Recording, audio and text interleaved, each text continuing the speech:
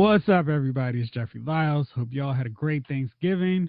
I managed to not eat all of the turkey and sweet potato pie and mac and cheese, and all set for my walk of shame back into the gym next week, or maybe 2 weeks. Let's see how it goes. Anyway, we're here for another show. What's up, Jay King? How you doing? I'm good, man. I'm hoping everybody's having a good week. Happy post Thanksgiving. Now we in the Merry Christmas, y'all. Chief, what's new with you, man? Everything's the same. Every day is the same. Every day after day after day, it's the same as the day before. Uh, so yeah. But shout out to the listeners and shout out to my crew out here. You guys make this thing fun. So let's continue to roll. I don't know, Chief. You just really depressed me, man. I feel like I need to put on some Fiona Apple and sit in a dark room. Hopefully today will be a lot better, at least once the show gets going. Big Gun Gunner, what's up with you? It's good, man. I'm good, man. Every day's good. Every day is good for you. All right. And little brother Jayce, how you doing?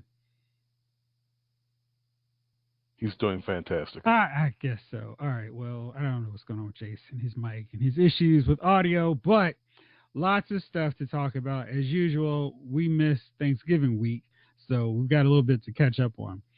First off, let's start with the Arrowverse. Everybody's getting hyped up and excited now for this big Elseworlds crossover, which somehow is going to have Barry Allen in the life of Oliver Queen and vice versa. And somehow Superman, Batwoman, Supergirl, and Lois Lane are also in the mix. Fellas, what do you think about this crossover idea? And I know, Gunner, you're disappointed there won't be any Legends of Tomorrow showing up. That just saddens me so much that there's no Care Bear, Stare, Captain Planet crap writing going on. This actually might follow a bit of a comic book without them sitting there, so that's good. It's a Bitsy Tulip, is that I'm saying it right? The wife from Grimm. I guess she never made it to wife status, but yes. She was the Grimm's girlfriend. Uh-huh. She's supposed to be Lois Lane, so that should be interesting. I think it takes place during this crossover. Yep. So it looks like it's interesting. Now, I don't watch Arrowverse, so I don't know much about that. I guess I'll learn as that goes along. But I'm looking forward to seeing Superman. I saw the black costume he was wearing. I don't know what's going on, so it could be interesting. The DC shows so far this season haven't disappointed. And that's including Supergirl. So it could be an interesting crossover. See how see everybody how they bring it all together. What's going to happen? Because I have no clue of what this is supposed to be. Like, I don't read ahead to find out anything. Any of these things here. So I'm interested in what exactly is going on. So yeah, I'll be tuned in. Jayce, what's your thoughts on this? Well, I actually think some of the Arrowverse shows haven't really got me. I got like a little annoyed with Nora, but that wanes, it comes and goes. Felicity and her merry band of Arrowers has been thoroughly skippable, but the crossover based on the trailers they showed and the just some of the graphics is actually looking like, okay, this could be cool. And I mean, you got John Wesley Shipp in the original Flash costume, like I said before. That's just a cool thing. And just and having actually this person called Superman actually make an appearance, not being Kara's sidekick. That I'm looking forward to that. And I think the other thing is just seeing it, like the pictures of the Monitor giving Dr. Destiny's son, I don't know what it was. The Monitor, that's what's up. I read that a couple of times, like, is that the Monitor? Oh, we're really getting son here. Right. So that's when I was just like, oh, they're really trying to follow something here, right? You know what I mean? Like, yeah. And they also, I mean, the other thing is like the fact like mentioning they haven't mentioned Batman since like season 1 of the Flash. So even like having this like, hey, Batman's just a myth. I'm like, okay, there's something going down. So I'm excited because they're going to kind of expand the potential good parts of the universe. Getting Legends out completely means they're subtract. That's an addition by subtraction. So I'm like I said, I'm looking forward to it. I hope they pull it off well. I guess it starts next. By the time this episode drops, the first one might be out. So I'm gonna enjoy that. No, it's coming out December. When is this? The crossover will be December 11th, so we got a week. We'll have an episode in between then. But Jayce, you raised an excellent point. So I decided to take your advice, and I was like, all right, I'm not gonna watch the Flash and Arrow. I'm gonna give them a little pause. I'm gonna put them in the corner. They're gonna be on timeout because they were annoying me with so much Arrowverse cliche checkbox. We got to make sure we do all of this stuff. Check. So now I'm kind of catching back up, and I'm like, okay, here's what we got going on. In the first episode of Flash that I watched, it was actually good. They showed Ragdoll. He came in. He wasn't as quirky and weird as he probably should be from the comic, but he had a cool horror movie vibe. And they managed to make Nora like 97.2% less interesting or less annoying because she wasn't just throwing shade and just evil eyes at Iris the entire episode, which was great. And they gave Caitlin, Cisco, Ralph, and Sherlock something to do, which was good. And so Barry and Iris could actually have time alone, which is great because I feel like all of Flash is just everybody in one room talking the whole time until that 2 seconds before they knock out the bad guy. That was good. Catching up on Arrow, you were dead on about this Adventures of Felicity.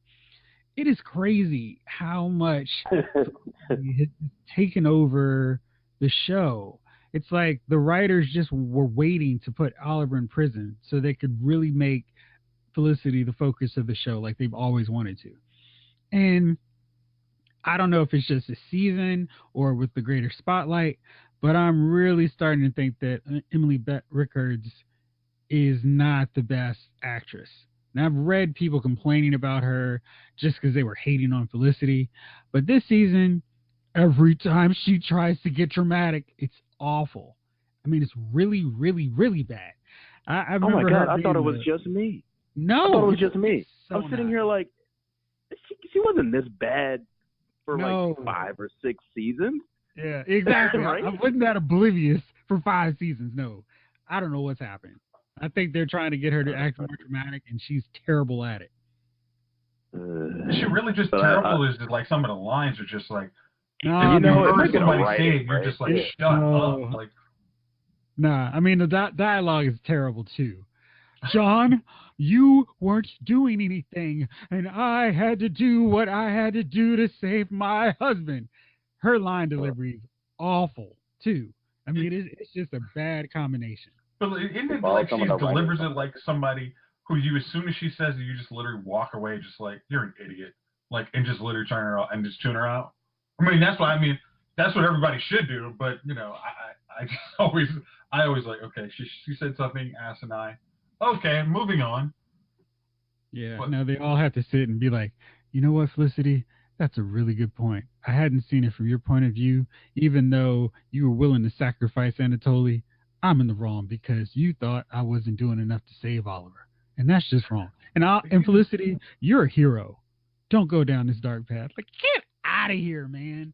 Like, hey, I'm willing to say, Oliver, you shouldn't do that, but Felicity, you're such a good person. You honestly shouldn't do anything wrong, even though you have literally nuked a whole city to save Star City. Dude, that but was you're a great 4 person. seasons ago. Who remembers that? I wish I forgot it. I'm sorry. They're getting soap opera. Yeah, they're getting soap opera on this, where it's just like totally nobody remembers this guy hiding behind the wall stalking you, and now you're marrying him. Soap opera style. Love it. Oh my god. Nah, man. Yeah. This is like what happened with Supergirl, right? Like all of a sudden the supporting cast is taking a front row, and I'm yawning. a lot. Remember? I would like, say Supergirl's a little better, but I'm like, when they have their episodes when their supporting cast is you're caring way too much about the supporting cast that is not Lena. Yeah, it's like, okay, what? Yeah, so. But it can't be like not just one episode, like 4 in a row where I'm like, why do I care about these people? Good grief. Dragon Ball Z didn't do it this bad. They just were hulking up half the movie. I mean, the show. All right. Chief, you're the one that helps me keep up with everything. What's going on with Supergirl, and is it as bad as they're saying? I don't think it's as bad as they're saying. It's Supergirl has never been a thing for details, which always annoys me. It'd be sometimes it'd be the simple stuff like the saluting. She's not in the military. Well, what I'm saying is though, the girl was like, "Don't you salute your commanding officer?" And then she saluted her, but like, aren't you?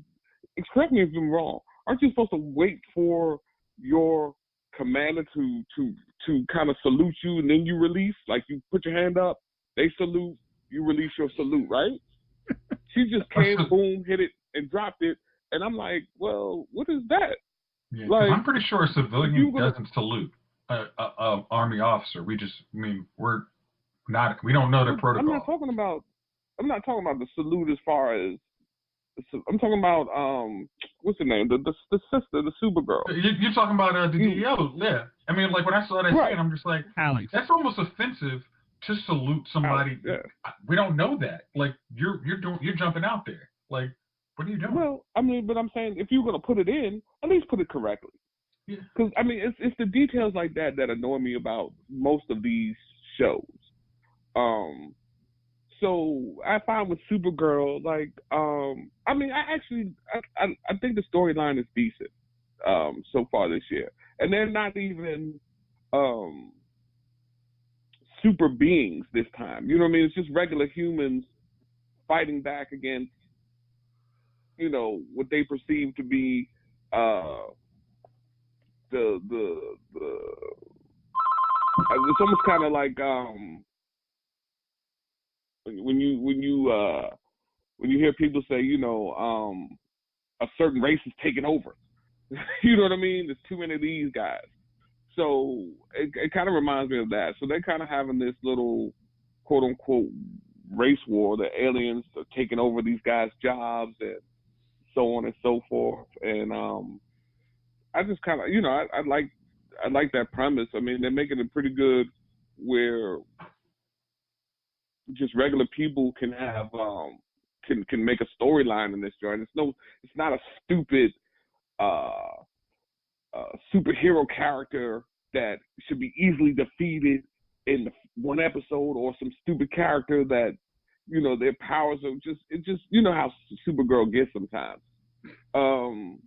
So the storyline isn't bad this season. Like I said, the details could be better. I don't know what the hell they're doing with my man there, the Martian Hunter. I have no idea what's going on with that. I mean, yeah, I mean they downgraded him. He's he might come in for, I don't know, he's got some personal problems or something.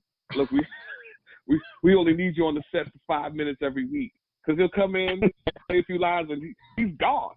Like that's it. I don't, and they're starting to bring other characters into his place, like Manchester.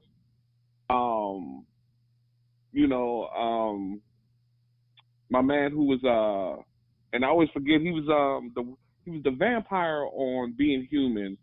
And then if you guys remember Smallville, I think that's the name of the Smallville. Yeah, Sam Witwer. He was Doomsday. Yep. Well, he's a bad guy for the season, so that's a good role for him. Well, yeah. I mean, but I'm saying that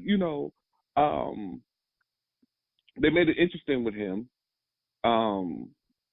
So it's just not so far. Like I said, Supergirl, you kind of watch with a grain of salt. You know that like I said, like I always say, every episode of every podcast we do, they never pay attention to the details. But at the same time, it hasn't been crappy. I mean, we've seen crappy Supergirl. We've all can admit we've seen crappy Supergirl. Like we're like week to week, we're just like, oh God, like what happened? And you know, the first half of the season is going to be good. Probably after the crossover to turn back to garbage, man. I'm not gonna. Hold up, you're starting to break up. Even kill like this. Oh, my fault. I said probably after the crossover, it'll turn to garbage again. I said I wouldn't bet the house that it's going to stay this even throughout the whole season. But like I said, you know, so far to me, it's been okay. Like it's been watchable TV. And for me to say that about Supergirl, catchphrase, Supergirl, it's watchable TV. It's watchable TV. That's what, you know. Like I said, you know, and I hear what you guys are saying about it, but let's go back to these last few seasons of Supergirl. No. Supergirl was the best of the bunch. I'm like, no. If you take out the details, it's literally the best of the bunch. And I was just mentioning in past seasons. I was just mentioning in past seasons where the supporting cast that we don't care about kind of take over. I'm like, I'm glad that cat went to the future because I really didn't care about that sob story. Like when, my man, Ben, she was in love with Quinn. Brother Quinn, whatever. Quinn, yeah. Like, let's say Alex's subplot with her girlfriend, like, that took over basically half the season, now is gone. Like, that was, I mean, dropping stuff like that actually is up. Like, this last episode was actually really good. I mean, besides the detail you pointed out to us, that episode was good. It's like you can get to the meat and potatoes. You can start eating on it.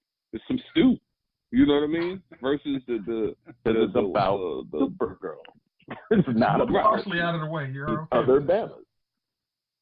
So yeah, that's what I'm saying. It's been, like I said, it's been decent this year. It's been very watchable. So and I can't, like I said, Supergirl, I can't complain. Yeah. I mean, like watchable TV with a Supergirl. You know, I mean and they moved her to Sunday night, and she's still surviving in there. So, you know, big ups to the I was so bad about that. You know? I'm like, funny that you say that though, Chief. Oh. So I'm looking at the ratings right now for CW, and fellas, let's take a guess as to what the CW's highest rated show is. Charmed. No. Stupid Riverdale crap. No. Black Friday Night Lights. Yeah, the black one. What's this called? All American. All American. Oh gosh, no. Yeah, of course. No, I was being funny.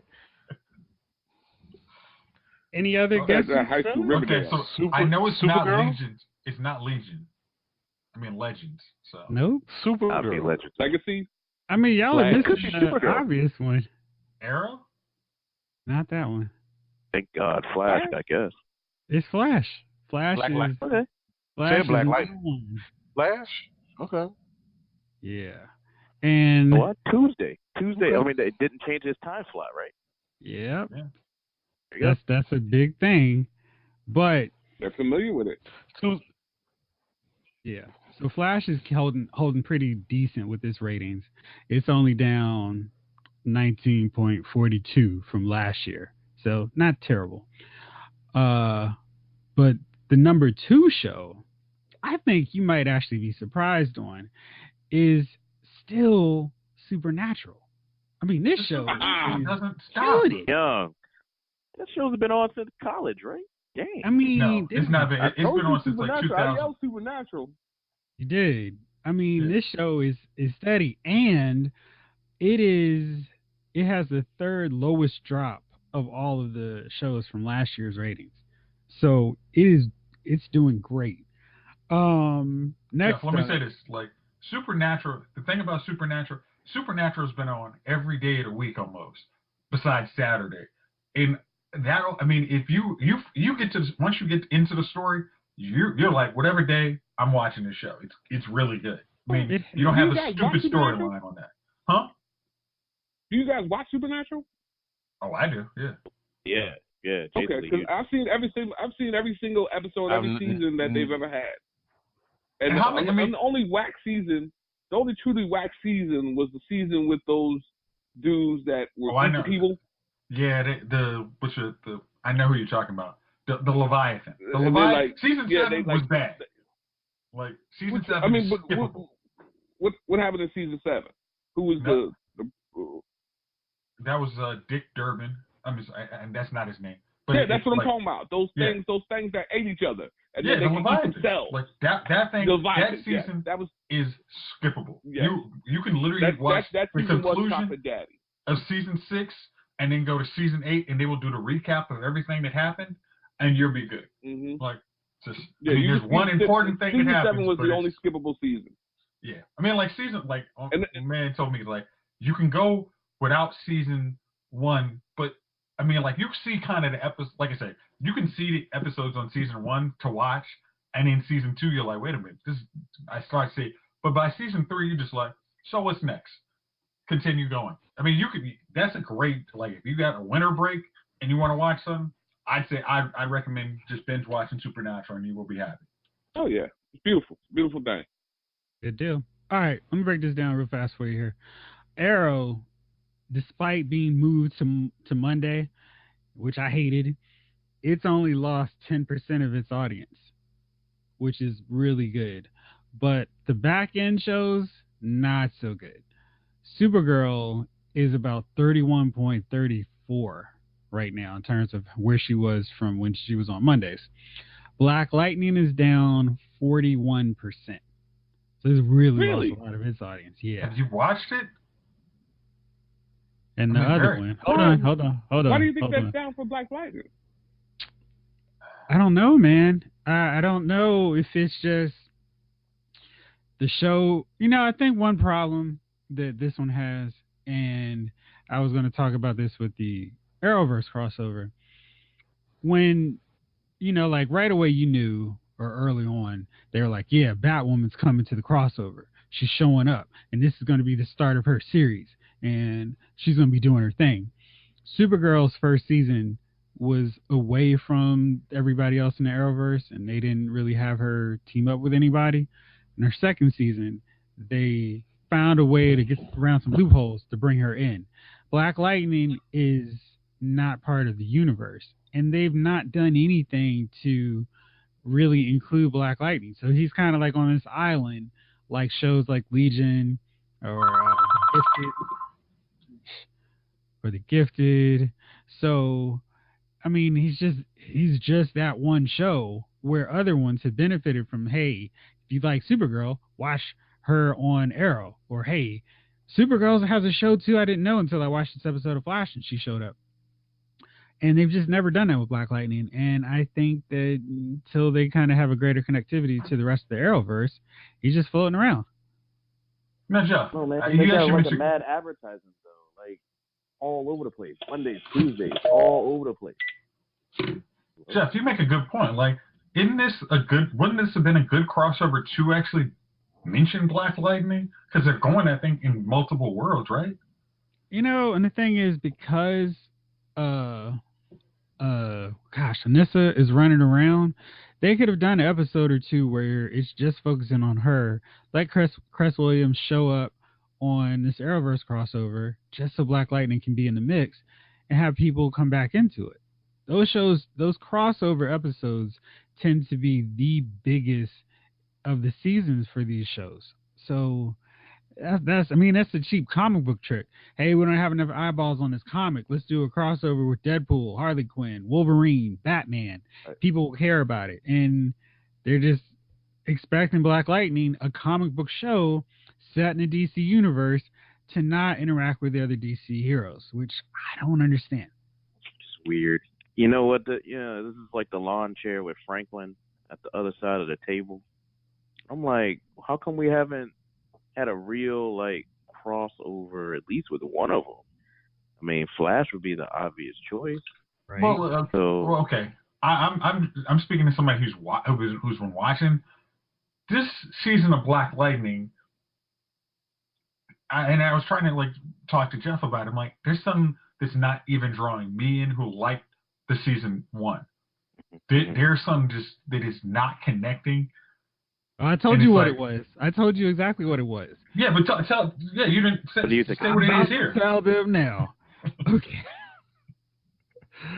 So, in Arrow and Flash and all these other shows, they had the core hero. And the core hero carried that first season. Maybe we learned about their supporting cast of people that eventually were going to become their super-powered super friends. But in Black Lightning, they accelerated that so quick that which you would be looking forward to in season 2. Oh, your daughters have powers too? Cool. How are they going to interact with Black Lightning? We got that by like episode 5 of the first season. So that natural progression and keep you invested and interested isn't quite there because it's like, well, yeah, I mean, it's not really about Black Lightning. I mean, this is a team up with a family. So, okay. And I think that was one of the main reasons why I was like, they don't need to introduce his daughter's powers so soon. We don't even know what's going on with Black Lightning.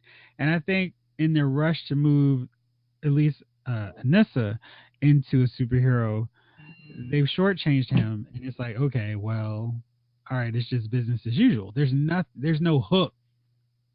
Like, imagine if last season ended with Anissa realizing that she had powers. Then it's like, oh shoot, I want to see what happens with her powers. But we already know that interaction, how she's going to react teaming with her dad, how he's going to react working with his daughter. So there's no real mystery there.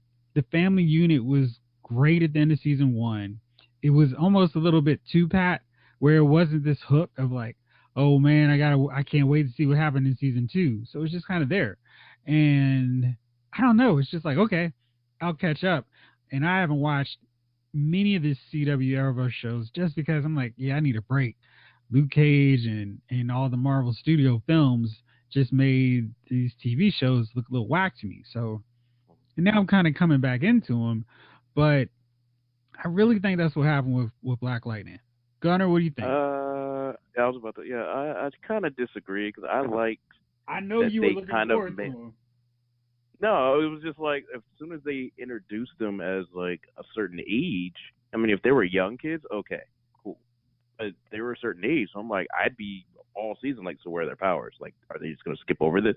Are we going to be waiting like we did with Black Canary? Or are we going to be waiting like we did with, God knows who else? Vibe. You know what I mean? Like all of a sudden, like, we had to do a Flashpoint, and now he can control his powers. Wonderful. Like, you know what I mean? Like it was all weird. So I kind of liked like, hey, let's just do it. Plus, I mean, the way they had 10 episodes and the way they did those 10 episodes, they went in as if they didn't know if they would be renewed, which I seriously think was the case. Mm-hmm. So now they're here with season 2. And yeah, it's definitely a lull. There's something missing. I can't put my finger on what, and it's supposed to be, pretty quick season compared to the other ones. Mm-hmm. I still feel like something's missing, and I think they're really focusing a hell of a lot more on the younger sister and her powers, lightning. Yeah, and I'm like a lot. It's Think about it. If Anissa was the one who had to focus this season, then Jennifer, her story would be because this season. I just think they're writing it wrong. Here's what I'm saying. Like last season, it was quick. This season is extremely slow. So we're not getting, for me who liked it, and I'm assuming hopefully other fans liked it. They're like, whoa, Anissa just figured it out. You know what I mean? Like, so it's like we're comparing the 2 seasons in a way where it's like, this is a little slow. And the whole, like, who's the villain for real? Where's the real villain happening? Like, what's really happening here? We're kind of overplaying this green light. I really don't care about, dreadlock love story, random dude. And, I'm like, okay, we're Static Shock. Like, you know what I mean? I'm kind of like over. You were trying to populate this universe with too many heroes. Gunnar, is it more so? Does it feel like it's playing like a teen drama with her dad? I mean, like with her, because it's like I pop in there every now and then, and it's like I don't care about her and Khalil because Khalil should be a bad guy. I don't really need to worry about redeeming bad guy when we don't really have. I mean, he did some crappy stuff. I mean, we don't need to go instantly to redeeming the dude when he's done bad stuff, but he's not horrible when they didn't notice somebody horrible, we're just kind of glossing around them. And it's like, I don't care about that little, like, Jennifer's can't figure out how her powers is when the rest of the story's almost been sidelined because of it. It's like the Twilight in the daggone show. Straight up Twilight style. Like, young, I'm done. You know what I'm thinking about it too? Like I like Dark Lightning, but you know what I've noticed too? Like when it came out last year, if you think about it, it was kind of urban, kind of gritty. Mm-hmm. This year it's been less. Like you might be watching the show and all of a sudden you catch your head, you start bobbing to the beat because they're playing something vicious on it. They for some reason they lightened that element to it. And it was, in a way, it was kind of like the TV version of a Luke Cage type feel last year. Yep. It's less this year. Like I remember I was watching this episode and as I started bobbing my head, I was like, oh, I said, was that some Sade? I was like, okay. And then, but you know what I mean? Like it's lost. Like I noticed the Sade song, and then at the end of the episode when they were driving off, they had a nice little joint going. And I was like, okay, but it's lost some of that gritty element that I think it had last year. It was street. I mean, you know, they're not even in this. They've been in the country for the last couple episodes. Like they're not even doing street business. It may have been too urban for some. Right. The lead character, like he lost his main assassin, so it's just him and the dude who doesn't really want to be with him. You know, him and the young boy, like the girl got popped out, and I'm like, hold on. Like even in the first season, you had the surprise, like you know, Jill Scott showed up. She was like, you know, this boss. It was just a lot of things that was happening in the first season that just like they destroyed off everybody this season, or like I said, it's lost that element. It's lost that street element that to me that made it you know what it was last year. Yeah, you're right. We had I'm not saying too. That's right. We had like a couple of villains. Yeah. It was a lot of stuff going on. It was a lot of vibing. It was gritty. It was like, okay, yeah, Black Lightning's back. I don't even know if they play that song anymore, do they? Just barely in the beginning, here and there. Right, Barry Manilow or something. Or Burt Bacharach. Ladies and gentlemen, Burt Bacharach. Black Lightning's back. Oh yeah. Right. You know what I mean? So give me a five. Right. They're like, yo, you guys gotta bring back that element. And because this is the thing, if Flash is number one, that means as soon as Flash ends, they're just turning away from it. They're piecing out. Yeah, exactly. You understand what I'm saying? Like they weren't doing that with iZombie. Remember that used to follow Flash, and iZombie was there, and you know, eventually I guess they took it off, right? Or is it another show? Is it on some other time slot? I don't know. I think it comes on like the mid. I thought it was still the mid-season. Yeah, I thought it was still on. That's a mid-season replacement. Yeah. That's ridiculous. Anyway, so I thought it was still on. Yeah. And anyway, I think I watched the first two seasons of iZombie, but the problem with me for iZombie was the repetition. Like it started becoming like I've seen this episode before, right? Even though it was a different episode, you know what I mean? Right. I was like, didn't we watch last?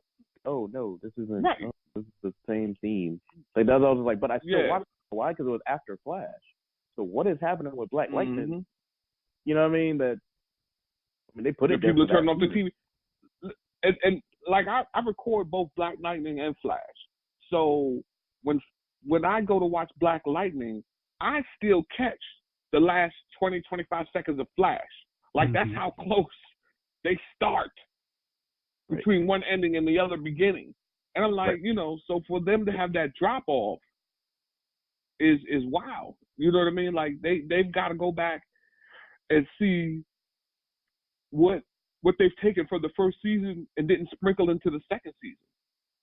Cause they sure lighten the seasoning. You know what I mean? You didn't put no season on that turkey. You know what I mean? So right. You got to season it. It's got to be the same. You know what I mean? It's like we went from churches to like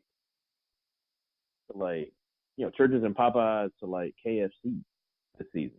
Yeah, like, I'm gonna still eat it, but something missing. Right. And that's the thing, man. Just with anything, you've got to, if it's successful, to some degree you've got to maintain some of the things that made it successful, and try to edit out the things that people weren't feeling. But I think the grittiness is what they were feeling. You know what I mean? Like you can't meet a chick and then start spending money on her, and then as soon as she says, "Yeah, I want to be with you," your pockets go dry. The same way you got her is the same way you're gonna keep her. So the same way people came to Black Lightning is the same way that they're gonna stay. And it's like I said, especially following the #1 show, you right in the slot already. You right there. All that, they don't even have to move. You just got to make it interesting for the people to come and want to see.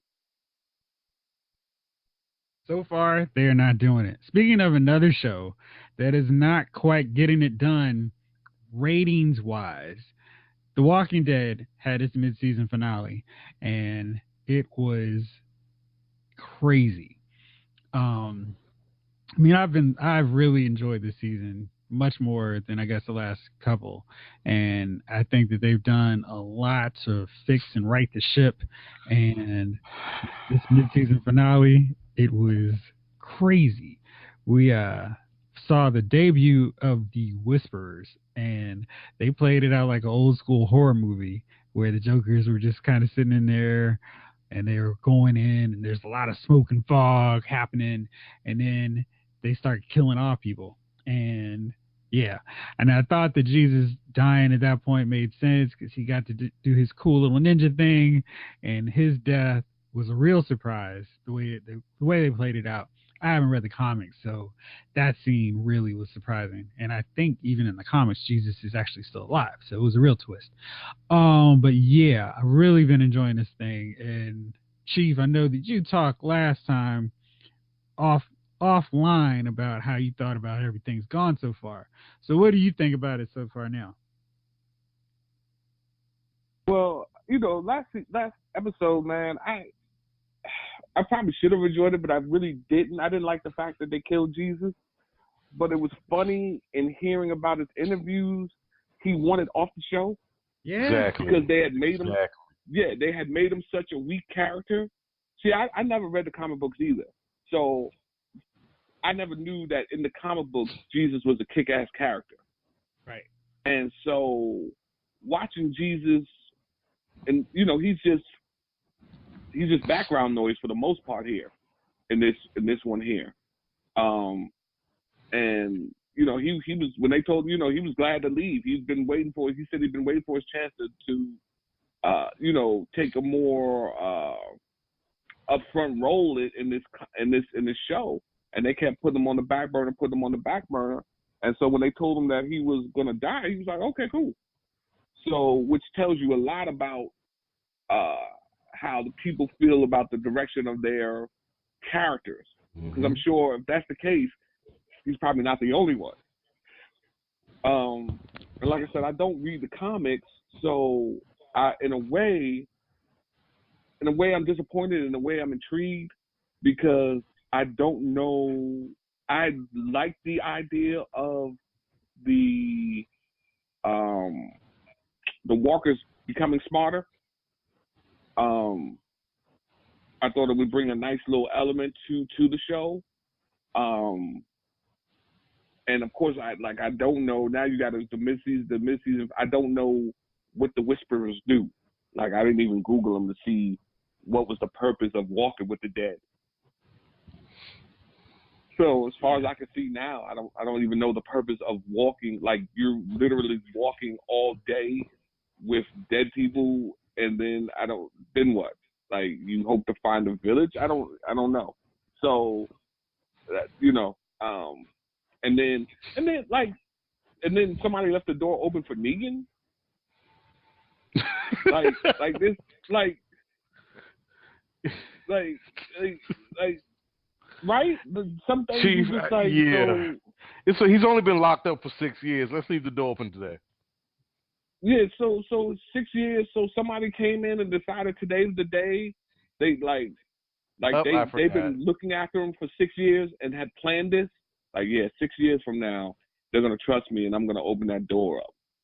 So I actually buy 6 years that somebody could slip up one time, and that one time messing it up for everybody. Really? He's been every conversation. He's been trying to get into people's heads. Like, he's not had like a straight up, "Hey, how you doing?" He's always been trying to work them. So if he's been working everybody for 6 years, then he was doing that when he was talking to Rick. So I can see Jeff, one. I don't know about that. I don't know about that. That works in the opposite sense. That look. So that let works me get you this. All right. Right. So you were in charge of locking up Jeffrey Dahmer every night, right?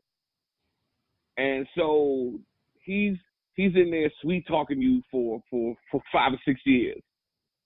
Do you really let out, like, you really let out that guy? You don't. So one day you just say, you know what? I know he's a serial killer, but I'm gonna go ahead and not lock this door and let him go ahead and get free. Like, they know what he is. Chief, they needed a better buddy system, because what happened, Gabriel got pissed off, but the dude who was really responsible was the guy who had Negan chained up to the wall of the cell. He was supposed to do a check. Hey, this thing is unlocked. Because Gabriel walked off. It should be the last one. It's like in everybody in the house, right? The last person out checks the lock. Hey, you left it unlocked. And I'm glad you checked. So this guy just was like, all right, I did my part. I got him off the wall. Now I'm good. So it was on him.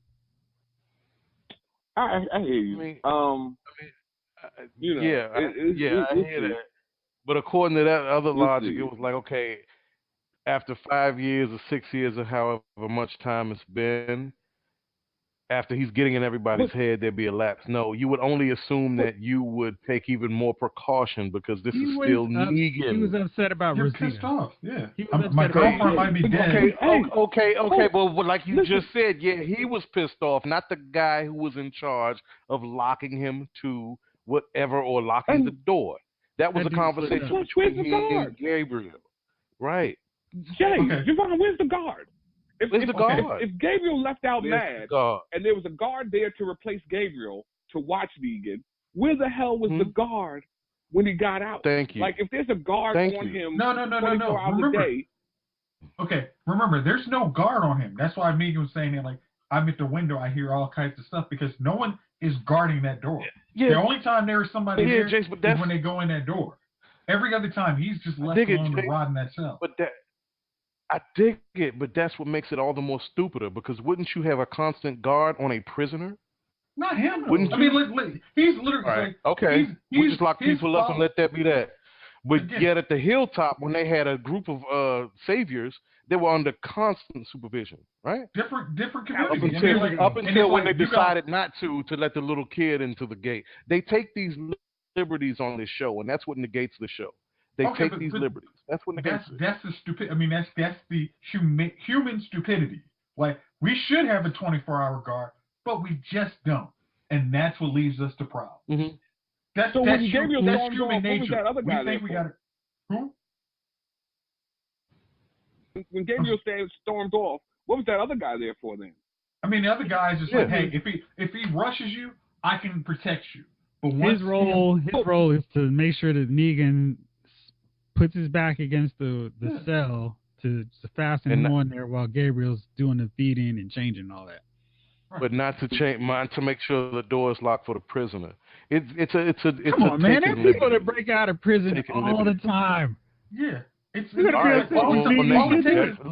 If you want to give them liberties, please go ahead. If you want to give them liberties, please go ahead. All right, but man, I'm gonna do it. This is my problem with the show. It's too much suspension of disbelief. You can argue it as much as you want. I understand that because they put a little Nestle Quick and spoiled milk you like the taste, but it's still spoiled milk to me. I had to go back and watch those 2 episodes that we said the show had gotten better. But when I looked at them, I was like, no, this is still the same stupid show following the same stupid thing. It's still the same. It's gotten worse, and they don't know how to correct it. And what they keep doing is, go ahead. No, I actually want you to elaborate because I'm like, I do feel okay. For example, better. In episode one, right? When remember the kid from the hilltop whose parents were devastated by his loss because he went to save the horses, right? Yeah. Remember that kid? Yeah. Well, they had to make a quick departure because the walkers were coming, right? He had to run back and save the horses. Well, what happened? He got bit by a walker, and then that was his fate. That was his demise. You knew it was going to happen. You saw the playbook already, right? You knew he was going to die before that happened, right? But it happened, and then what happened after that? Wait, let me finish. Okay. I'm not just harping on that, right? What I'm harping on is the fact that, okay, after that happened, the rest of the group then comes back and kills the walker herd. Well, why couldn't you just do that from the beginning? Huh? If it was that easy, why didn't we just do that from the beginning? Then we decide, no, we're going to go back and kill the herd, and now that solves that problem. It's too many instances like that where it's just like, what? Well, why? Why didn't you just do that from the beginning? That didn't make sense. I'm not going to give them a pass because I'm lost in the moment and enjoying the show. There are things that just don't make sense, and you can't smooth that over. It's like, why are we spending 3 episodes introducing 5 new characters that you still don't care about when you have at least 3 more interesting characters, 4 or 5 more interesting characters on the show already that you're just kind of putting on the back burner? Okay. Jesus is far more interesting than all 5 of the characters that they just introduced. Okay. And yet we lost Jesus in a ham-fisted way that we saw coming. Coming. I can't excuse it. I will say this. I didn't see Jesus' death coming. Like, because he's now the new leader of Hilltop. I didn't expect him to die on that. Dude, like, he was the most reluctant leader ever. He didn't want to deal with it, and he retreated out into the woods to go find Eugene that they could care less about. Okay, and by the way, if we're going to get on something, what happened between Michonne and the Hilltop folks? And another issue, if I have people I don't want in my camp and I'm already persona non grata at another camp, why in the hell would I bring them there horseback and say, hey, we don't want them here in our camp, so will you take these 5 losers over here in your camp? It's like if I came to your house with house guests I don't want in mine. Hey, can you let my cousin who steals live in your house for a couple of days, Jayce? Okay, all right. It doesn't make sense. It does not make sense. I'm gonna try and tackle some of that. I didn't see Jesus' death because Jesus looks like an interesting character. So it's like, oh wow, you lost. I mean, because we always complain about them making certain characters safe. We thought Jesus was safe, especially with the new status quo. I did. Like, and I'm sure I'm not the only one. So you're right. Of course, he died. No, I'm not. I'm just saying that's my opinion. I didn't see it coming. Oh yeah, of course. Them not wanting to fight every walker makes sense. Like, and you get mad when you see, damn, y'all killed one of my boys. I want to make sure I don't see these dudes again. I mean, because they're already a little too smart. Yeah, I want to get rid of these guys. Yeah, Jayce, but it's not like, okay, all right, you don't smoke weed, but because you see me smoking, you know what I mean? Look, we can either choose to fight or not, because if we feel that our lives are that in grave danger, because I'm angry in the moment, there's been plenty I realize there's nothing I can do about it but take my medicine, and you take your medicine so you can live to fight another day. Well, at this stage and what they've gone through, I would expect them to follow that mantra. It's just common sense.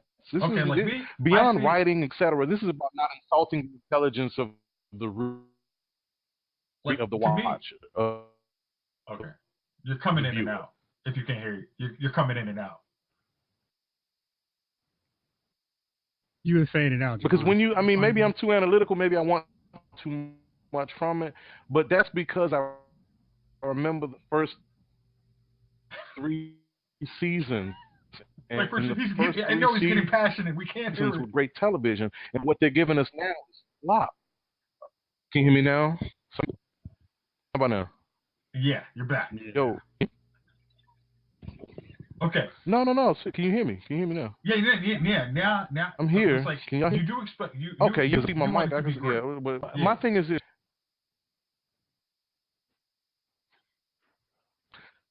I want it to be watchable. Okay. I want to be watchable. I remember the first 3 seasons and the pace. Like, remember I told you when everybody shit on the second season, right? I thought it was great because they were telling a story, and it didn't have to be. Look, we know the threat of the zombies, the walkers, whatever. We know that threat, but now we're introducing the element that the threat is everything. Now this is a new world, right? Where we are now, they're not even telling stories anymore. This is just okay. This is a formula, and we're going to give you this formula. Like you say, you didn't see Jesus' death coming. Jesus kept offering himself up that whole episode. I'll stay, you go. You save Eugene that we don't care about. That, and the fact that the reluctant leader, it was like, okay, all these things are building towards you seeing Jesus kind of taking a step back and walking away from the show. I could see that before it was happening. Okay, Tron. And it's unfortunate because you just lost one of your best characters. Go ahead. Hasn't Jesus always been like, I don't want to stay at Hilltop at all, so I go out and roll around. I roll out as soon as possible. That was, like when he was trying to go chase Negan, I thought, we didn't get to know the dude, but he might be dead then. But we've gotten to the pattern. Like he has been. I don't like saying I'm not a homebody. Yeah, but here's the thing now. Maggie, who was in charge of the Hilltop, trusted him to be in charge of the Hilltop. He was now in that leadership role. And with him backing away from that role so willingly, and the fact that, like I said, in that episode, we saw him offer himself up twice as the sacrificial lamb. You go ahead, I'll fight him off. It's like, okay, I see where this is going. He's like when the walker came up at the end in the foggy, it was just so set up for you to. It was so set up for it that I knew that once that last walker came up, I said, this is a whisper, and watch what happens. And boom, he got nabbed next in the back. It didn't shock me at all. And that's just me. I'm speaking from me. Yeah, I saw it coming because they set that up. I rewound. I don't know anything about the whisperers. I literally, when I watched that scene, I rewound it like 3 times because I was like, oh shoot! I just didn't. It's some of it is just like, and I have suspended, and this is like just different, like right now. I have suspended disbelief this season because it's like, hey, one of our main characters who I thought our day one is not here, but we are doing something different. So you've already got like, okay, you get a little leeway on that. You're doing something like stuff that used to drag out 5 episodes is now encapsulated in 1 episode. So I don't have to figure out who the lake women are, what they're doing, killing. Like we don't care. Yeah, exactly. Yeah, but again, they weren't that. We didn't get to know them, so it's like we got something different there. I don't know who these new people are, and I do think it's like there's something. Maybe we now introduce new people to tell stories with, because some of our old people are now, because there's really none of our day ones are here. Like I think only one from season, we got just Carol, Daryl. Everybody else is season 2+. So now you have to introduce some new stories, because like some of the early ones I don't care about. I don't really care about Rosita. Now it's like, well, Rosita has got some weird thing going on with Gabriel and Eugene. Okay, there's something I didn't see coming. So it's like they're telling, they had the ability to tell news stories, and now you've added this whisperers, and it's like Chief was saying, like, why are y'all doing this? Like, there's a motive here. I sign me up. I do want to know more. And I guess that's where I'm giving them. They're the ability to tell new stories versus the stale, like, what's Rick? Rick is going to be saved at every turn. Now it's like, hey, guess what? We only have 2 day ones. So everybody isn't safe. We now chipped at it away so much we didn't even notice it. The list of untouchables is now down to 2, and that's not even 100%. And that's not safe. It's down to 3 where you count Michonne, and that's not safe either. it's for me. It's not necessarily the untouchables anymore because, as we like you said, we're in new territory now, right? But we still have character stories that I think that should be told. Like we don't. Maggie just went to live with Georgie, and that's the end of that.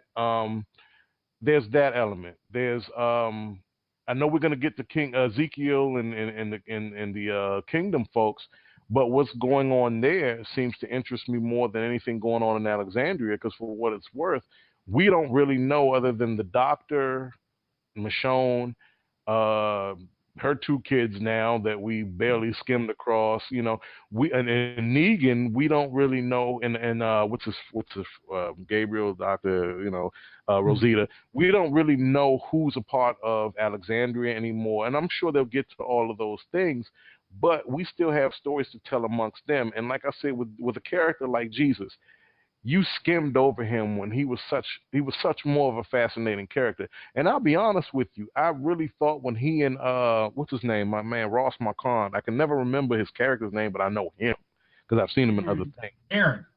Aaron. I thought that was a budding romance because they're both gay men, and I was like, that would be a nice little, it would be They've been okay. They're a couple now, yeah. right? I mean, Aaron lost like a little secret lover thing. Yeah, I was like, okay, I thought that was legal.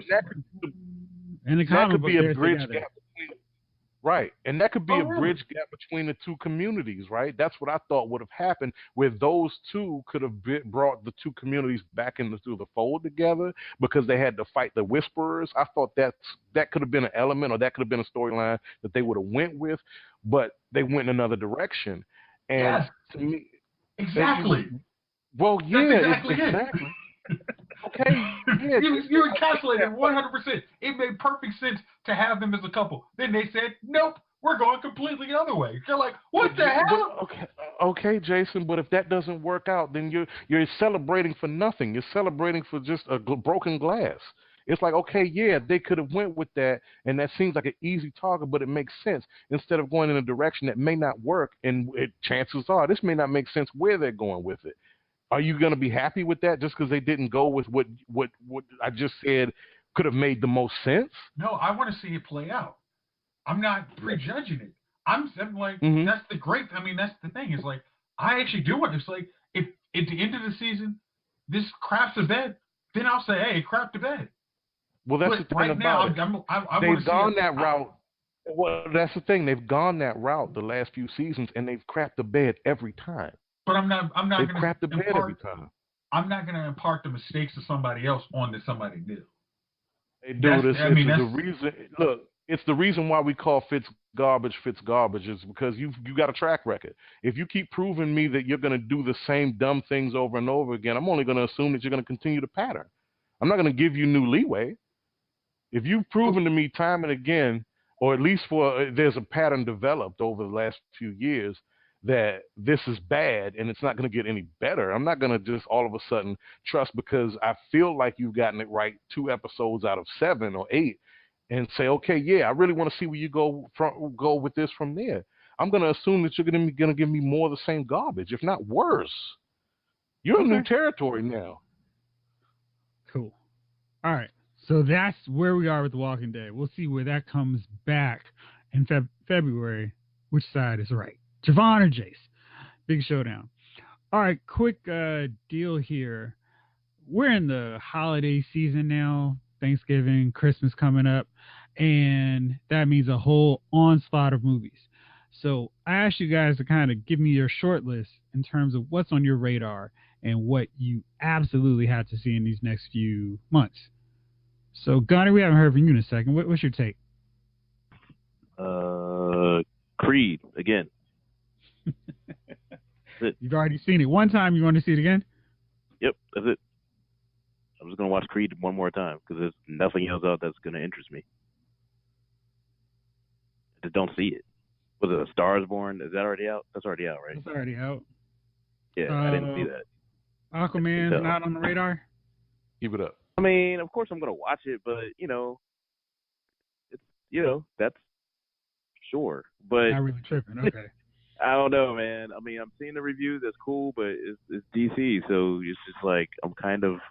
I think after they pushed back Wonder Woman, I started to get a little skeptical again. Gotcha. I was excited about Aquaman, but now I'm like, well, if they're not confident in their stuff, you get what I mean? I'm like, At this point, I'm just gonna watch Creed again because it was that good. It was. No, I I did not say you are crazy. Why would you watch that again when there's so many other movies out? Oh, I was like, okay, what? Exactly. Nothing else. Yeah. And I had like two loud babies behind me. Like me and my dad looking at each other like, what the hell? Why won't they just like one left?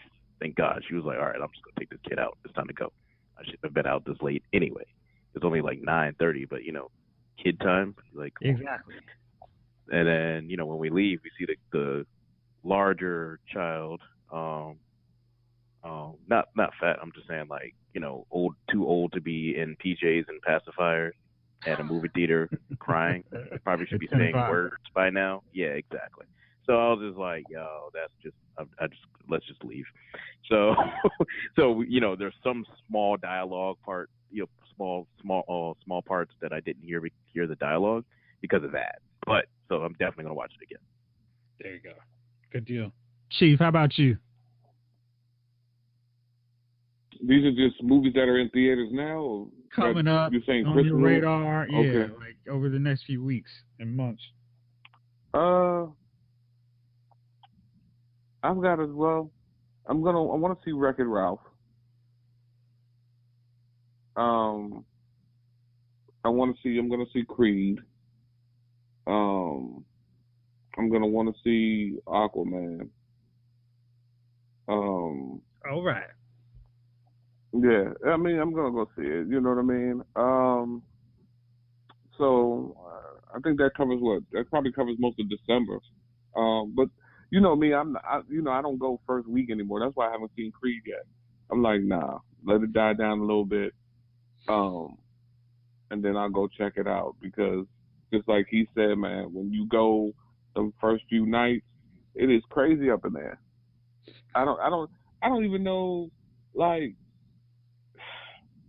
when's the last time you guys drove through DC? Intentionally? What do you mean? I do it all the time. So do you see how reckless and lawless these bicycle dudes are? Listen. Every day. I'm sitting here like I'm gonna have some chips on my car because these cats are about to get. I mean, seriously, just wild out. Yeah. So, and that's how I feel about movie theaters. I feel like when I go into the movie theater, I'm driving through DC, and these reckless bicycle dudes are just. I mean, they're just disturbing everything. They're cutting in front of you. They're they're just messing up the whole experience of driving. They follow no rules. There's no rules for them. You are a person on a 25-pound piece of metal, and you do whatever you want to do, and even in front of cops. Like, I was always under the impression that if you ride the street, you had to follow the rules of the street. But that's not true for bicycle people, and it's not true for people in the movie theater. Like, you're watching a movie, and next thing you know, there's somebody on the phone having a conversation, or they're texting. And you know how bright that damn light is in the movie theater when somebody's texting? Takes you completely out of the movie. Super bright light. Don't be in a 3D movie and somebody do that. Oh, dude, I'm like, what the hell? You're out of the movie altogether at that point. Yeah. So, a phone rings. I mean, as soon as you get in there, and like you said, the baby, you know what I mean? So, I one time I'm in the theater, somebody brought a newborn in there. Right. And so the baby starts crying, and one of the dudes was in there, like, he was like, shut that baby up, and I mean, but it gets serious, like, so, right, so you almost gotta go to the movie theater on one of those, like on one of those days where it's a weekday, and there might be 6 or 7 people in the theater, and you can kind of sit away from somebody, and you can watch the movie theater. You can watch the movie at peace, because when you go opening day, you go with a whole bunch of people. Like and my whole thing is this: like, you paid to go to the movie to not enjoy the experience. You know what I mean? I remember back in the day, my man, he always used to go to Go-Go's, and he always used to tell me how they were fighting there.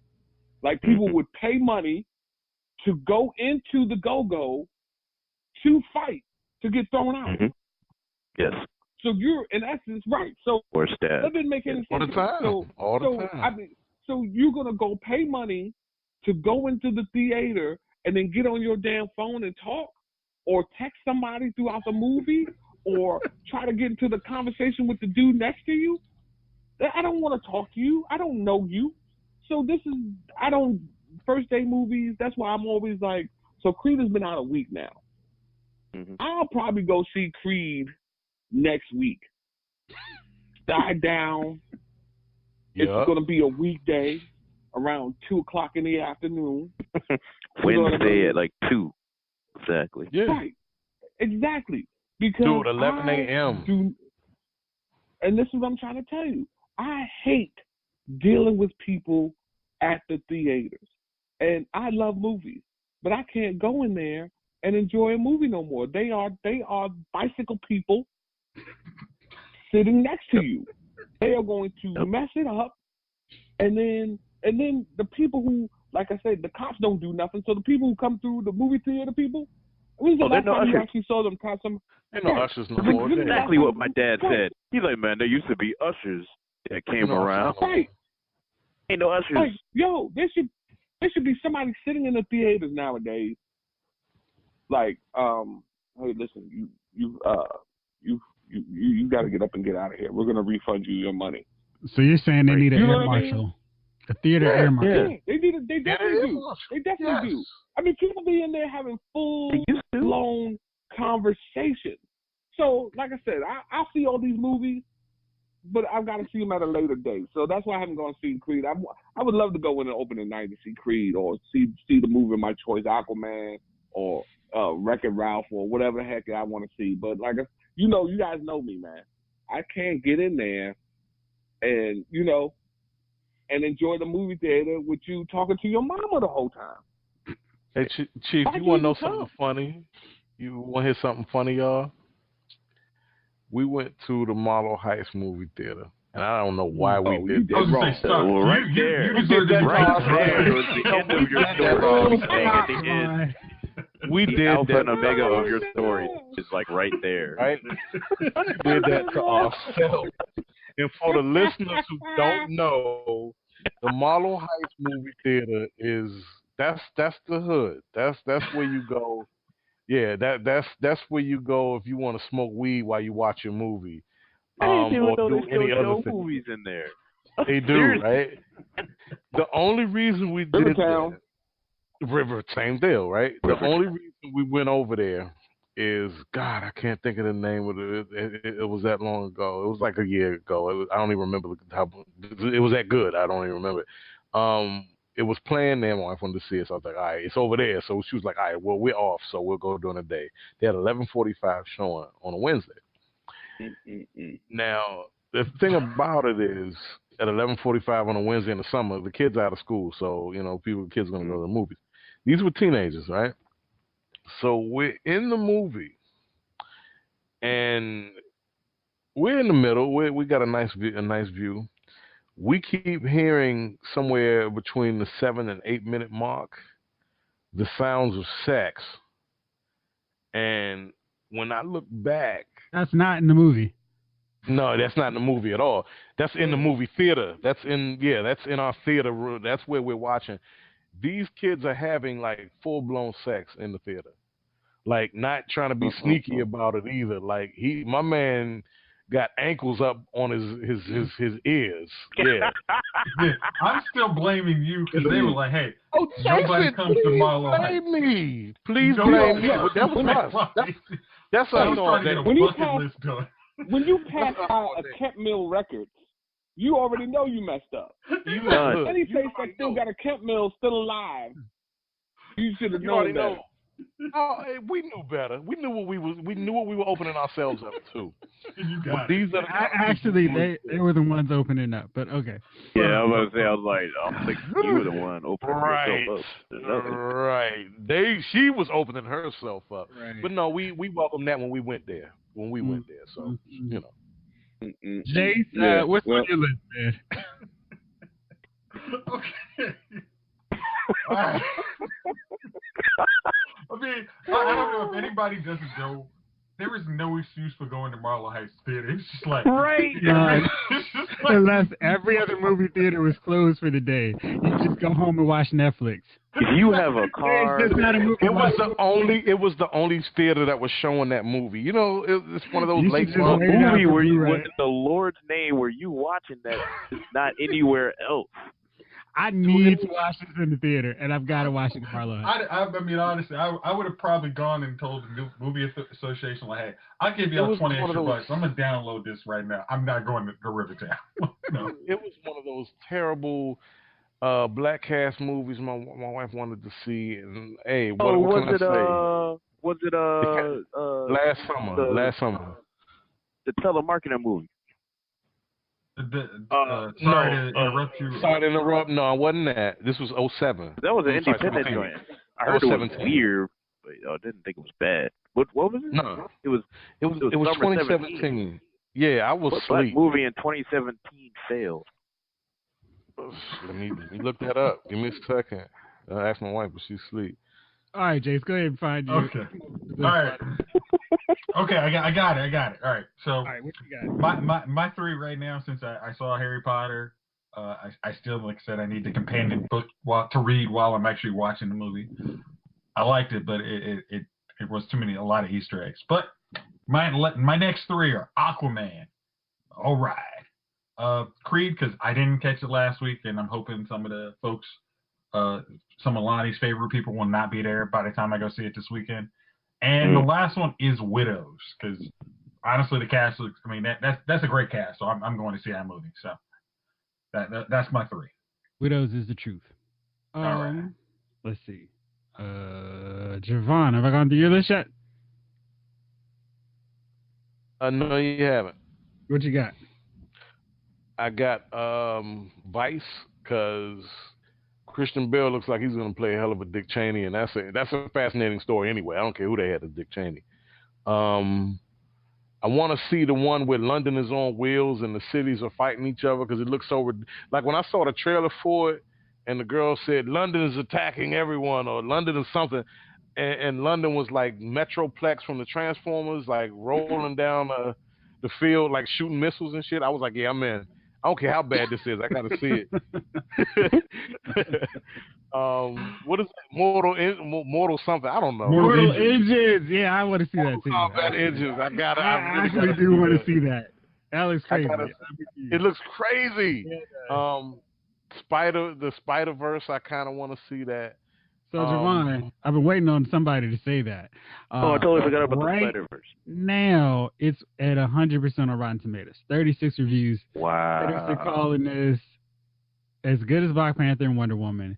Maybe the best comic book movie of the year in the year that we've had Black Panther and Infinity War. I've heard high praise for this movie, though. That's not really yeah. I've heard high praise for this movie. So, high praise. He's in trouble, boy. I mean, if they doing multiverse better than them, yeah, they short. It's over. They ass out. It's over. It's a wrap. Yeah. It's a wrap. All right, Jovon, what else do you have on your list, man? Alita. I don't know if that's still coming out the end of this year, because I haven't seen the trailers or nothing for it yet on TV. I was fascinated by Alita when I saw the trailer for it when I went to see Star Wars last Christmas. Gosh, it's been that long. Oh, the War Angel joint. Yeah, I just want to see it. It looks so fascinating to me. I got to see it. I got to see what they do with it. And the movie that we went to see was the one in Detroit. It was one of the last theaters playing Detroit. That's just distasteful doing it in Detroit. How do you work out the passion to do that in Detroit? That movie's not conducive to that. It's not that kind of movie. Nah, man. It's really not that kind of movie. You just don't. What the hell? I know there's a race ride going on, but I got to get this one out. We got to get this one out. We got to get it in. This is important. That's just look. Hey, it's a new generation, dog. Hey, to me, man, look, that's the same. It's the same old, man. Ain't no new generation stuff. Hey, you right. Watched that movie like 5 or 6 times. Like, look, okay, we're just gonna go watch. We're gonna go to the movie we've seen like 8 times already. Hey, Gunner, you're absolutely right. Cause I saw Mortal Kombat 2 like 5 times in the theater. Mortal Kombat 2. I like how you don't need to watch that movie once, but I watched it 5 times in that theater for Union Station with one girlfriend. Yep. Because you know exactly what was going on in the back of that theater. That's right. Back. Dude. I got the flashlights on us, man. We had the flashlight on us and everything, man. Like, didn't care. It was like, yeah, they were like, that's when ushers are coming down the aisle, like, yo, that's when they had, what y'all doing? Era. You a barbarian. It was the 90s. It wasn't even that far back, man. Dang. 90s that far back? That's 20 years. Hey, Gunner, 20-some years is a long time. Lots have changed, man. Lots have changed, man. A lot of stuff has lapsed. Yeah. All right, fellas. Let me go on to this next thing here. All right. So another thing I asked y'all to come up with was your go-to Christmas movie. Just give me one and make the case why it is your go-to Christmas movie. Just one. All right, Jayce, let's start off with you. One? Oh. That ain't right. Right. I don't want y'all to take everybody else's one. I'm gonna just say it. I don't care how many times they play it on TBS. If they are playing the Christmas story and I'm home and wrapping gifts, that's what's going down. It's like I can quote every line of it. I'm sure it would almost be as annoying as us quoting every line in Batman years ago, and everyone basically telling us to shut up. No, it wasn't basically. They did say shut up. Yeah, that's true. But I really love that little movie and Ralphie and them running around with that pink bunny rabbit. I mean, I can quote every line and still laugh at that thing. So that is my go-to Christmas movie. It's hilarious. It's like, Fragile. Must be Italian. Oh, fun. Ralphie's gonna kill Ralphie. Oh my God. Yeah, I'm not. There's not even a question. Am I gonna watch that movie this Christmas? It's a matter of how many times it's gonna get watched. How many times?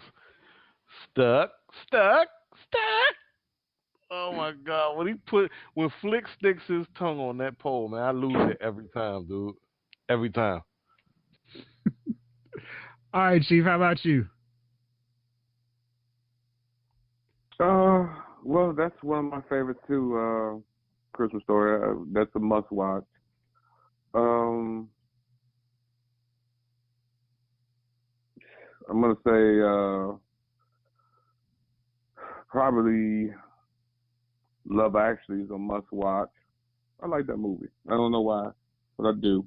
It is very good. I actually bought that on Black Friday because I didn't want to be at the beck and call of Netflix. I wanted to watch it when I wanted to watch it. Because, yeah, that is definitely one for me, too. All right, good choice. Gunner, how about you? If I only choose one, fine. It's a Wonderful Life.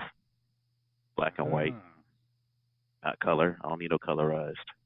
Yeah. But shoot, it took me 10 years to watch that thing all the way through. You know, you always catch it at certain points. Each year they play, you know, back in the day they played like a couple times, like the day after Thanksgiving and then like definitely Christmas Eve, right? Right. Now they only play it once, but it's on Amazon Prime. I can watch it whenever the heck I want. Nice. So when I finally watched it from start to finish in one sitting, it was like 2005. Wow. You know, I didn't watch the thing for like since I was a kid, and I was like, "Yo, this is a long movie." That's long. I saw parts I ain't even seen because I always come in like either at the swimming pool scene or you know what I mean, like you know. That's where I come in all the time. I have no idea why too. All the time, right? Or you know, shut up and kiss. It must be like the 9 o'clock hour. On the young, everybody just comes in there. Yeah. So when you watch it from the beginning, you're like, oh snap! So this is all okay. Again, it took me like 10 years to watch it all the way through, but I still my go-to, man. Still my go-to all the time. I missed it last time it was on. Mine is a Charlie Brown Christmas. Just rock hard with it. Word. Yeah, it's a movie. That counts as a movie. A movie. I mean, all right. If I want to, all right. That's a movie. I did. That's 30 minutes. Is it 30 you gotta minutes? throw like 3 other ones in there. Okay. No. You gotta throw the Grinch. And all right, for a movie. I'll go National Lampoon's Christmas Vacation. Word. Yeah, because man, that that just works. It's funny. Shit is cool. And the whole family is and his it's whole mad dash to get that pool. And, a clock spaz at the end, towards the end. Oh my God. It is epic. Yeah. Epic. That's an epic meltdown. Mm-hmm. I think maybe, you know what? We should do this for next one. One of y'all remember this one. Come up with your top favorite movie meltdowns. I already know what mine is. But anything featuring Nick Cage? I was going to say, I'm like, all I know is Nick Cage in my head. Have y'all watched Mandy yet? Has anyone seen I'm not watching that. They didn't have it on sale for Black Friday. Yes, I have. Mandy is Jovon? beautiful. Mandy deserves an episode by itself, dude. Yeah, dude. I think I need. I swear to God, I saw the whole thing on YouTube. No, absolutely not. Absolutely not. Jovon, was it everything I promised or what? Hey, Jeff, you did it a disservice. You didn't even. You really did. I was trying to keep it low. It is bananas bonkers. It is crazy. And I loved every minute of it. That's probably one of the best movies I've seen in the last 10 years. And I'm not joking. No, for real. I'm not joking. I know. It was like that. Yeah, man. It was. I was like, whoa. Nick, it was like when you first saw John Wick. Like, whoa. Like, Keanu, you found your movie. Exactly. Nick, you found the one movie you could be Nicolas Cage times 10. Oh, man. Yeah. All right. Next week. All right. So while we're wrapping this one up, fellas, it is time. That special magical time. Hey, Jovon, did I get your Christmas movie? No, I just got my. I feel like I did. Trading Places.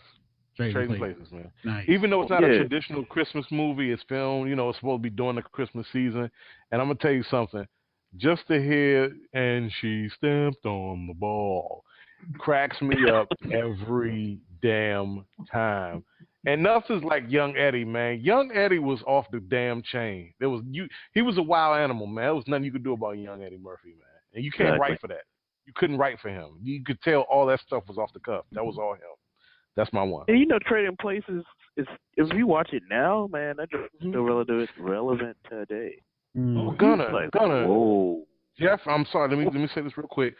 Eddie's first 3 big movies hold up to this day. And there is nobody, you think about that, you can remake almost everything that came out from 1980 on. You cannot remake Trading Places. You cannot remake 48 Hours. You cannot remake Beverly Hills Cop because nobody could be as dynamic and off the cuff as Eddie Murphy and play off of his co-stars the way Eddie Murphy did. Not Kevin Hart, not Tiffany Haddish, nobody could do that. There's nobody out right now that could do that. No one. Stand alone. Yep. All right, fellas, I have my choice firmly in place, but I'd like to hear your nominees for Dummy of the Week. Chief, let's start with you. Dummy of the Week, huh? Yes, sir. Who have I shaking my head on this week?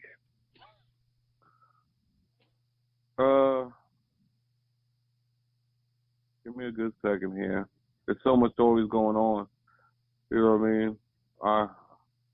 Between our illustrious leaders and so on and so forth.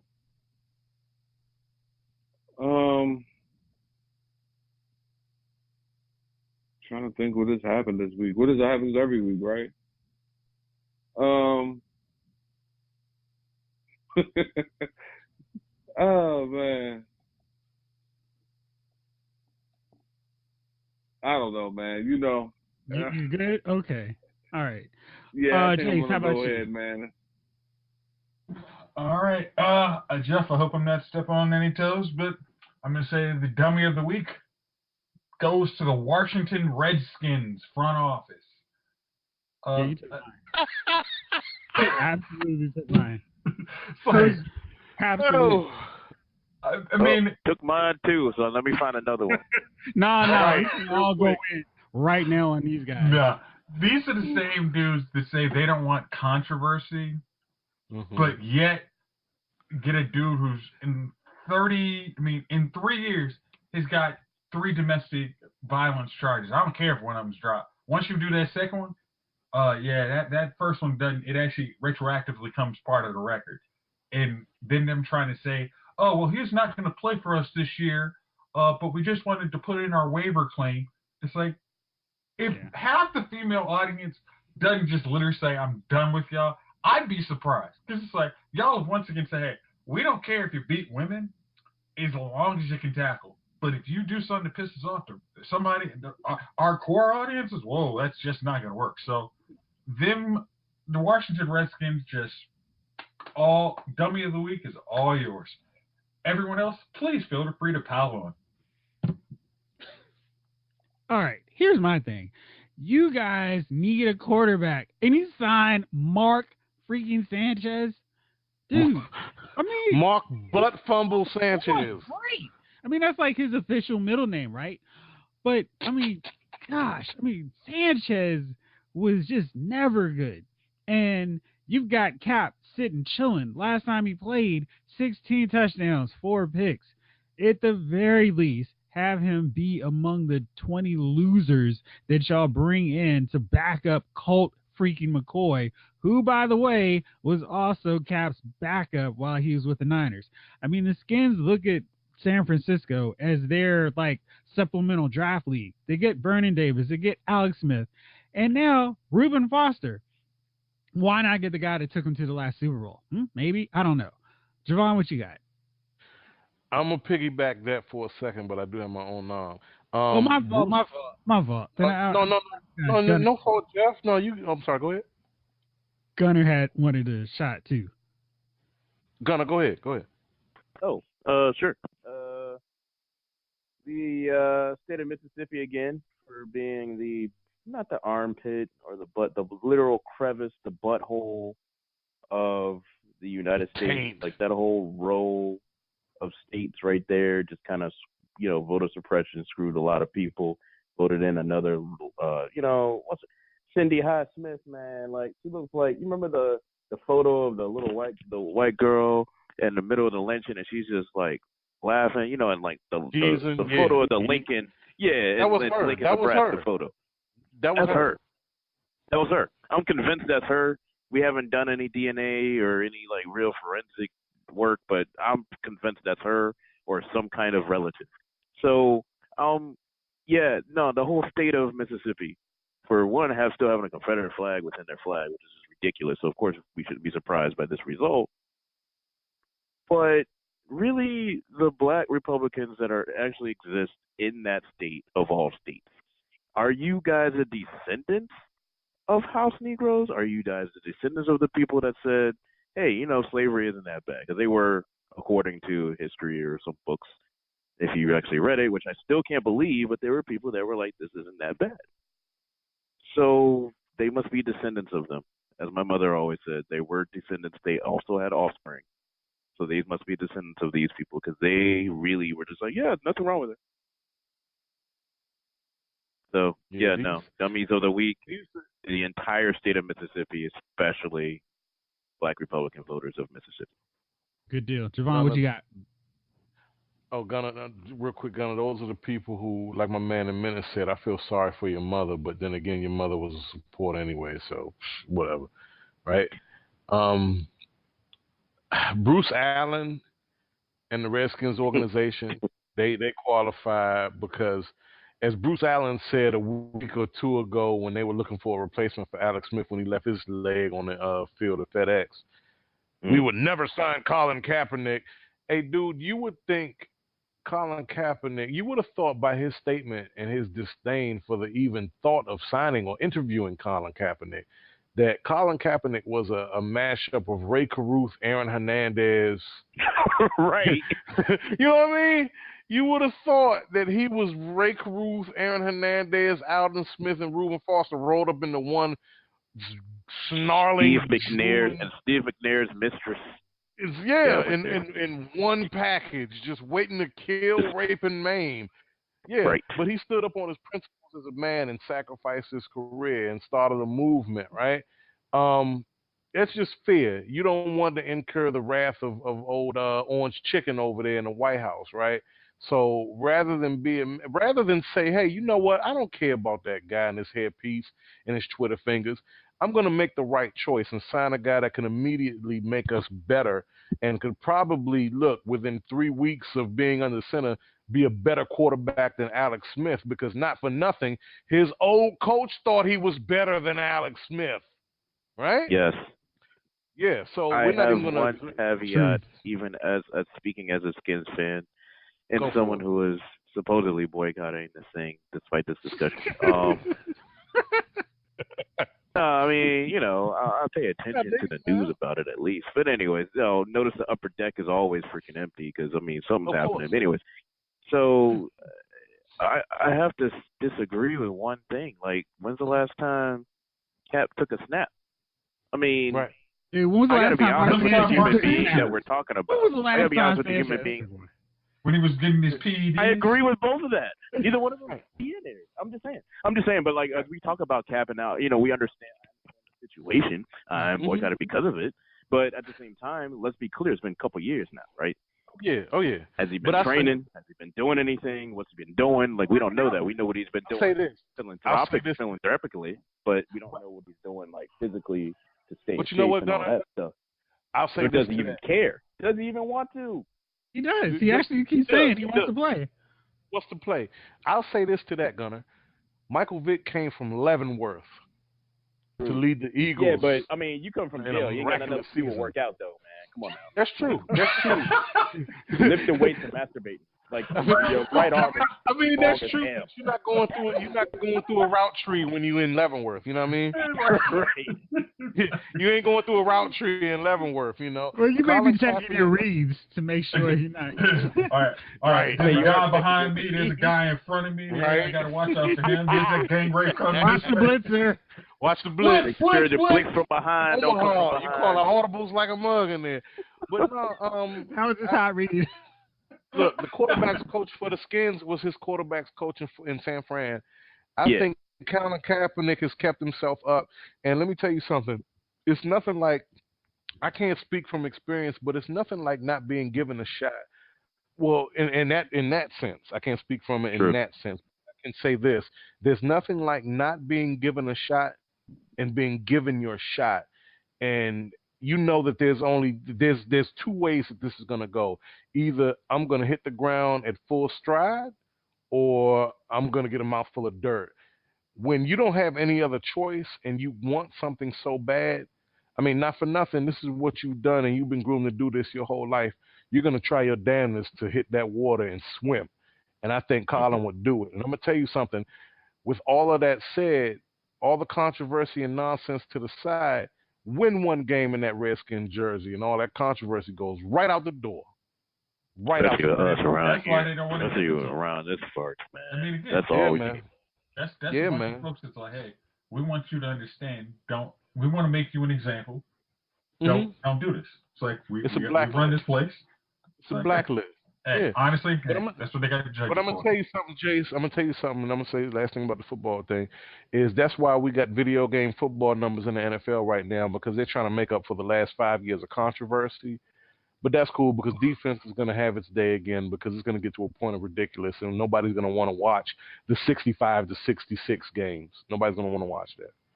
Dude, I didn't even know what's going on, man, because I'm still I was struggling on that Monday night game, man. I know everybody calling it the greatest game ever. I'm like, no, it wasn't the greatest game ever. It really wasn't. There's no defense at all. No, it's no defense. The greatest Monday Night Football game, the Rams and the Chiefs. Okay.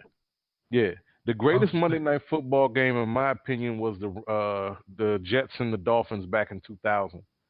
the double overtime. That was a hell of a football game, man. That was the greatest football game I've ever seen. I was about to say, Patriots, was it one of those Patriots and, Patriots and Colts? That was a good one. That was a great game. That was a good one.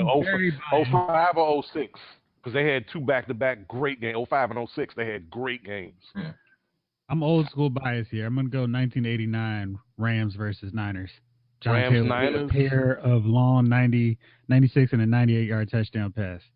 Someone still has the VHS of that tape. And one of those people is on this podcast right now. I'm going to say that's me. It was. But that's when people can play defense. But yeah. That's when you can play D.